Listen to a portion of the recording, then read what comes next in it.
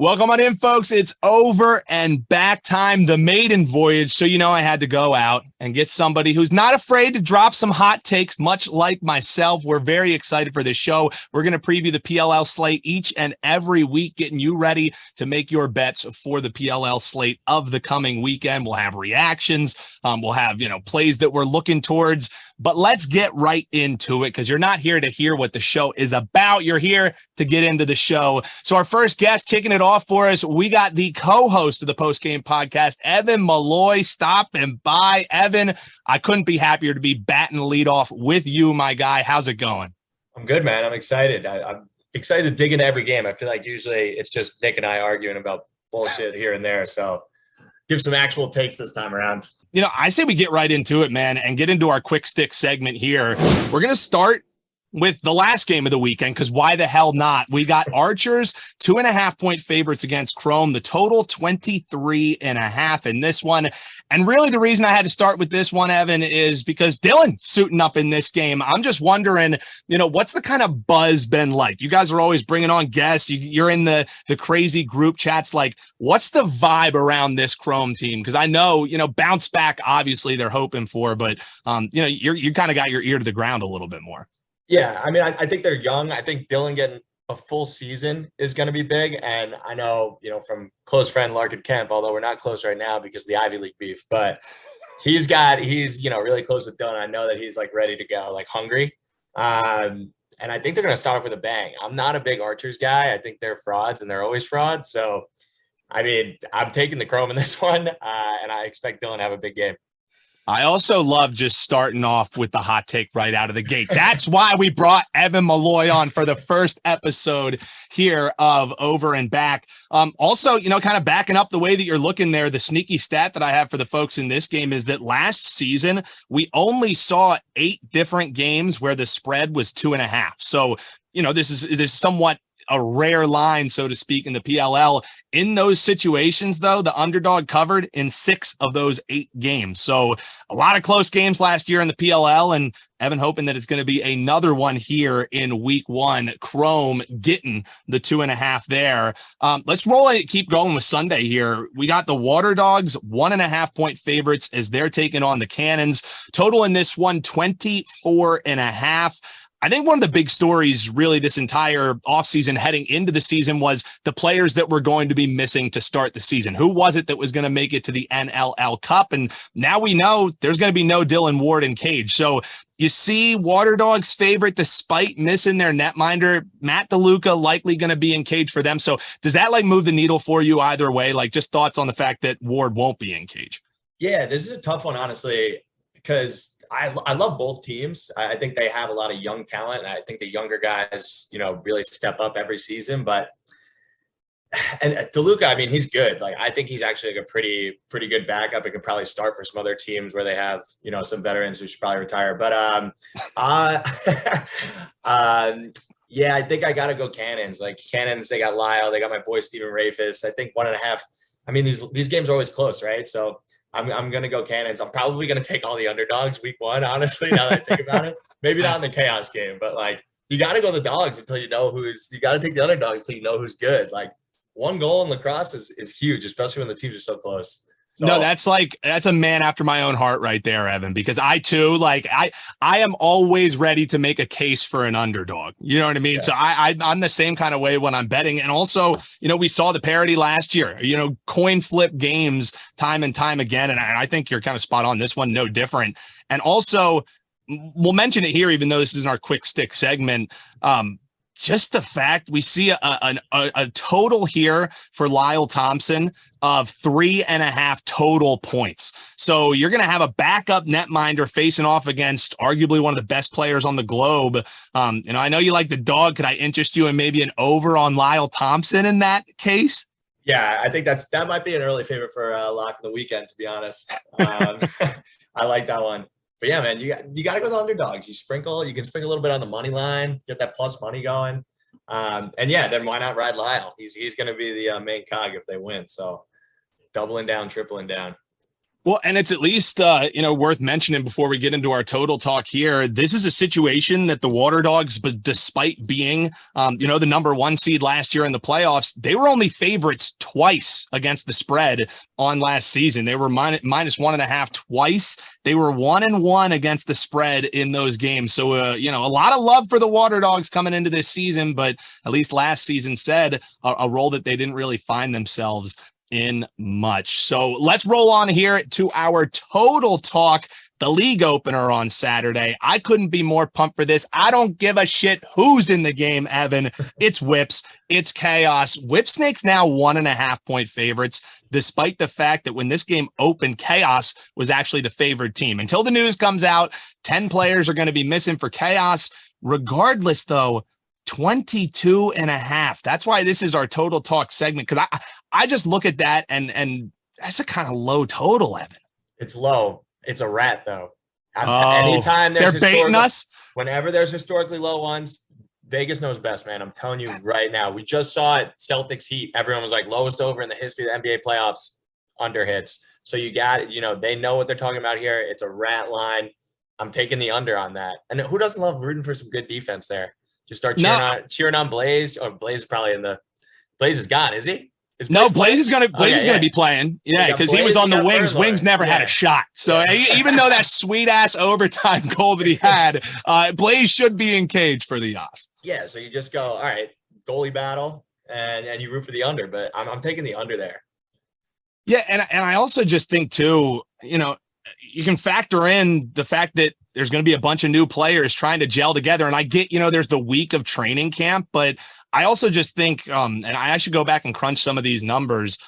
Historically, leagues and sports just start lower scoring. Like you see it in the NFL all the time as well. It's almost like those first couple weeks are a quasi preseason. So that kind of plays into the rat line there. It's like I'm talking to my lost long brother. Dogs and unders. That's the way that I'm always going too. So as far as those 10 players who are missing though, outside of the total, just from, like a player perspective kind of deal, like how do you handicap a game when it's just, we have no clue who's playing? And for what it's worth, the Whips are going to be without Zed Williams because he's on the Mammoths. So, there's some serious star power that's missing for both these sides. I think it makes it kind of a challenging game to handicap. Yeah, I think 1.5. I said I was going to take the Dogs, but I would slam the 1.5 and take the Whips. I think that is a gracious line. You talk about 10 players missing, and it's like a lot of their main dogs. Like, I love some of the guys who are added to the Chaos roster, but I don't think they're bringing the noise that the original starters are. So, and then, missing Zed is obviously a big loss, but it's the Whips, right? Like, they got some fifth attackman, like Jay Carlson, or like some random attackman who they just throw in and is good for 5 goals. So I think they're probably the best team at reloading. So I'll take them minus 1.5. Yeah, you're not kidding. And also, we got a total in this game on Matt Rambo total points. It's sitting at 3.5. Now, do you think Zed Williams being out hurts, helps that? It's indifferent because, Rambo could step out of bed and have 2 assists and a goal. And now you're just sweating. What's the next thing that he's going to get? So, that 3.5 seems low, but I don't know. Is that one a rat line too? You just figure, Rambo's got to step up. I don't know, man. I feel like that's like a slam dunk. Yeah, Zed being out is a gift because they probably think they have to move the line a little bit, and they really don't. He's going to hit that. So I would slam that as well. And like I said, if he's not throwing the ball to Zed, he's throwing it to someone else. And I feel like Zed honestly carries a lot with his thumb on the ball, by the way. So I'm thinking, I think Rambo will hit that fairly easily. Expert move by you, just sliding that one in there right under I gotta the get radar. Thumbgate in wherever if you know. Yeah. Evan Molloy dropping some knowledge here on over and back. Let's get into the last segment before we do a little crystal ball time, talk some futures. Angle of the week. And the reason why we picked this Atlas and Redwoods games for our featured game here at the end is just because the prop availability on this one, both teams full stacked, and it's also going to be a nationally televised game. So you're looking at Atlas as 1.5 point favorites, total 24.5. I just look at this line, Evan, and I think there is a lot of love for this Atlas team post-draft. You know what I mean? You saw it in the future odds. You just see it in sentiment on Twitter. Like, people are all in on the Bulls right now. And I think, this line kind of smells like that. Yeah, I mean, I think the last 2 years, they got like a lot of people that people feel good about. And I mean, anytime you get Teat, who's arguably, the best player in the draft, and then a lot of people felt Gray was the best player in the draft. You have those two guys teaming up now. I mean, I get the love for the Atlas, and they also cleaned house, right? I mean, I talked about the veterans, like those guys, they move quickly out of that. So they're a fun young team, but yeah, I mean, the Woods, I mean, they're like, I have trouble betting against the Woods. I think you got to take the 1.5 for the Woods, right? Like Cavs always going to eat. They got a great defense, and the Atlas are young and still young. Like a lot of those guys are in their, first year, second year being pros that they're leaning on. So I like what the Atlas are doing, but I think I got to go with the vets on the Woods. Yeah, and that's the thing too, is why I was just surprised to see Atlas. I think that's a lot of public sentiment, and I understand that the Atlas did get better. I think the Atlas are going to be a team that you can potentially make some decent money on going forward this season. But I always try and look back at like historic matchups. And with these two teams, they really don't face off much. This is only going to be the 5th meeting. Series is tied at 2-2. So it's kind of a coin flip. So you're telling me you have 2 even match teams. Why would I not maybe lean towards the dog in that situation? Anything about the total for you too? 24.5 last year when these two teams played, total was sitting at 25.5. They scored 21 goals combined. Atlas actually pulled up the upset. They were 2.5-point dogs. They won outright 12-9. Game goes under. So I don't know. This Redwood team, slow pace of play, solid defense. Are we doing another under here? The Woods are Notre Dame just in pros. You're always taking the under. They're winning games 5-2, whatever it is. You're taking them under. Yeah, I'm taking the under anytime the Woods are involved.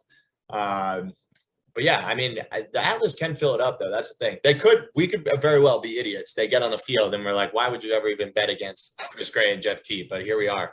But yeah, I'm excited for that one. That'll be a good one. I'm taking the under until someone proves me wrong though. Well, and that's why we do the show too, so people can hop all in our Twitter mentions and be like, what the hell were you guys talking about? Under? You were telling me under? Because I just look at this game, and maybe it's, a bait job. Who knows? Decent amount of props in this game. We'll start with Atlas.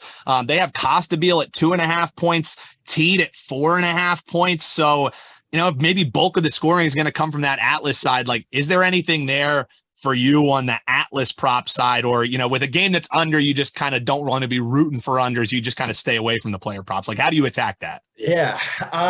I feel like I'd probably go for the goals here versus the points. I don't know what the goals props are, but yeah, I'm not touching either of these because I don't know where, like I said, like they got all these new options. They're all young. I don't know where the scoring's from. Like the Redwoods very well could just key in on Teat. He's 4.5, so he doesn't get there, but then they're short sticking Chris Gray, who has 6. Like, I think like that's probably my line of thinking. So I'd stay away from the Atlas and those point totals just because of the uncertainty. And I think too, just with the numbers, or take the under. Yeah, or just take the under and just forget about all that, and then just be rooting for defense, and then you're not stressing anything. Because I'm kind of with you. Whenever there's player prop point totals, it's hard for me to back unders because a transition screws you. A run ends up screwing you. So I look at this Woods, and I just think 3 solid numbers. We have Miles Jones, 3.5, his point total. Rob Pennell, 3.5, his point total. Perkovich, his point total, 2.5. So, out of those ones, like Pennell maybe interest me to the over, but in a game that I think probably is going to go under, it's just hard for me to really talk myself into any of those props. I like the Pennell bet. I could see him. I think he's going to go on quite the revenge tour. I think he was getting a lot of shit last year, honestly. So I could see him like having an MVP bid season and start off with a bang. If you're going to be MVP of this league, you got to start it off hot. You can't just like come on in the middle of the season like other leagues. So I'll take that Pennell over. Honestly, I saw on Twitter that Miles was going off a bit, so that might be a sneaky good bet too to start the year. But like you said, I mean, we can't bet on all these points if we're taking the under. So I'll leave the Perkovic one on the table, but maybe Jones and Pennell combine and no one else shows up. Yeah, but that's the thing is like Jones is already a brick shit house that will mow down people. You give him any added motivation, it's just like, I don't know if you can give me a number that I might not lean over on. And you kind of talk about the MVP talk there. It's a perfect segue into our last segment before we get folks out of here. We got our crystal ball segment, talk a little futures. And you kind of started making my case for me. One team worth placing a future on. And for me, I did it last year. I had egg on my face, and I'm keeping it on there because I'm going Redwoods again. I'm taking the 550 with the Woods simply because I'm with you. I think this is revenge year, and this is also a team that I look at that's like always a bridesmaid, never a bride. You know what I mean? Like they're always knocking on that door, and they got that piece with Erlin now at the stripe. So I just feel like this team is so poised to break through. I also am of the firm belief that we're going to see a new champion this year. I don't think it's going to be whips. I don't think it's going to be chaos. So again, get ready to blow up my mentions because when one of those teams do repeat, then you can mow me down there. But I'm going with Redwoods. What's your thought on that? And do you have a future that you think's worst place in, my man?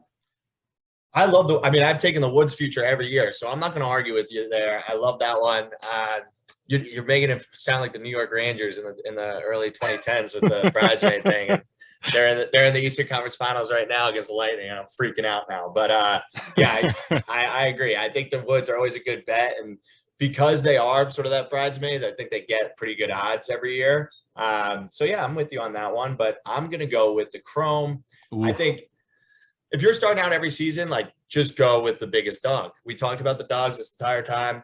I think you just roll with it, see what happens. It's plus money. Maybe I'll even sprinkle on the Redwoods too. So I have like my favorite pick, but then I have my, nice to have pick. But I think for me, the Chrome have Molloy. I think Mitrin is going to be like the best pick of the draft, if that makes sense, like in terms of where they got him. Okay. I think he's like a really good quarterback, and him paired with Wisnauskas, that's going to be like a sneaky, scary rookie duo, him passing the ball to Logan on the left wing. So I think the Chrome can make some noise. And yeah, I'm going with them for my future. Well, man, we are living and dying together here because the two futures that I have in my pocket already are Redwoods and Chrome. So we'll be having to keep in touch all season long. Last thing before we wrap it with our first edition here of Over and Back. Again, huge thanks to Evan Molloy joining us for the first edition here. You can check him out every week on the post-game podcast. Well, sometimes every week. You got to just see when it ends up dropping for you.